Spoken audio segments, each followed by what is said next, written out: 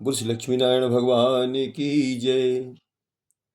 आइए भक्तों, हम सटतिला एकादशी के महात्म्य के बारे में सुनते हैं, कथा का श्रवण करते हैं।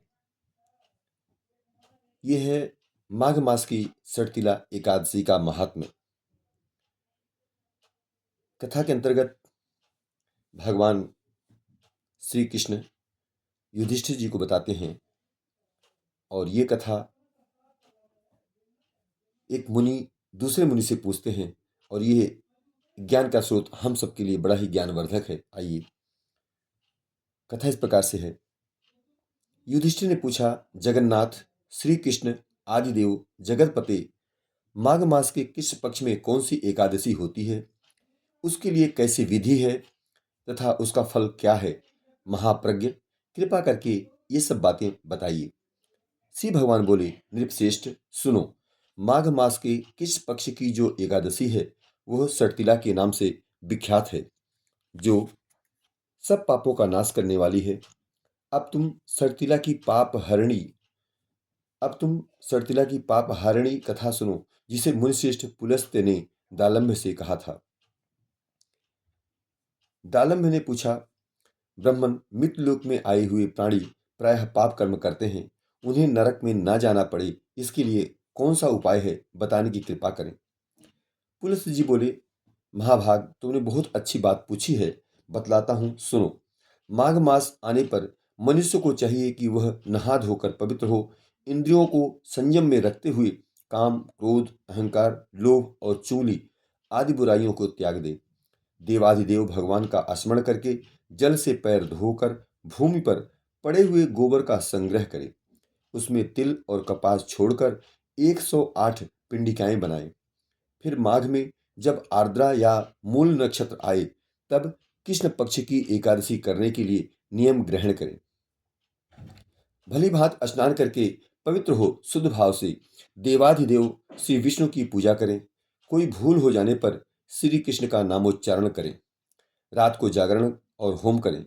चंदन, अर्गजा, कपूर, नैवेद्य आदि सामग्री से शंख, चक्र और गदा धारण करने वाले देव देवेश्वर श्री हरि की पूजा करें। तत्पश्चात भगवान का स्मरण करके बारंबार श्री कृष्ण नाम का उच्चारण करते हुए कुम्हड़े, नारियल अथवा बिजौरे के फल से भगवान को विधि पूर्वक पूज कर अर्घ्य दें। अन्य सब सामग्रियों के अभाव में 100 सुपारियों के द्वारा भी पूजन और अर्घ्यदान किए जा सकते हैं। अर्घ्य का मंत्र इस प्रकार है, जिसमें हम भगवान को अर्घ्य दें, इस प्रकार से मंत्रोच्चारण करें। कृष्ण कृष्ण कृपाल स्वं गतीनां गतिर्भव, संसारार्णवमग्नानां प्रसीद पुरुषोत्तम। नमस्ते पुंडरीकाक्ष, नमस्ते विश्वभावन, शुभ्रन्य नमस्तेस्तु महापुरुष पूर्वज। गृहणार्घ्यं मया दत्तं लक्ष्म्या सह जगत्पते। सच्चिदानंद स्वरूप श्री कृष्ण, आप बड़े दयालु हैं। हम आश्रयहीन जीवों के आप आश्रयदाता होइए।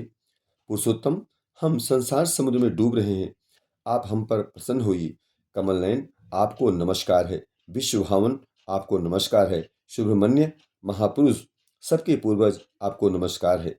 जगतपति, आप लक्ष्मी जी के साथ मेरा दिया हुआ अर्घ्य स्वीकार करें।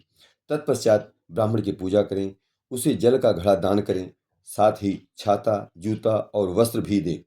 दान करते समय ऐसा कहें, इस दान के द्वारा भगवान श्री कृष्ण मुझ पर प्रसन्न हों। अपनी शक्ति के अनुसार श्रेष्ठ ब्राह्मण को काली गौ दान करें। द्विजश्रेष्ठ विद्वान पुरुष को चाहिए कि वह तिल से भरा हुआ पात्र भी दान करें। उन तिलों के बोने पर उनसे जितनी शाखाएं पैदा हो सकती हैं, उतने हजार वर्षों तक वह स्वर्गलोक में प्रतिष्ठित होता है। तिल से स्नान करें, तिल का उपटन लगाएं, तिल से होम करें, तिल मिलाया हुआ जल पिएं, तिल का दान करें और तिल को भोजन में काम में लें। इस प्रकार 6 कामों में तिल का उपयोग करने से यह सटतिला एकादशी कहलाती है, जो सब पापों का नाश करने वाली है।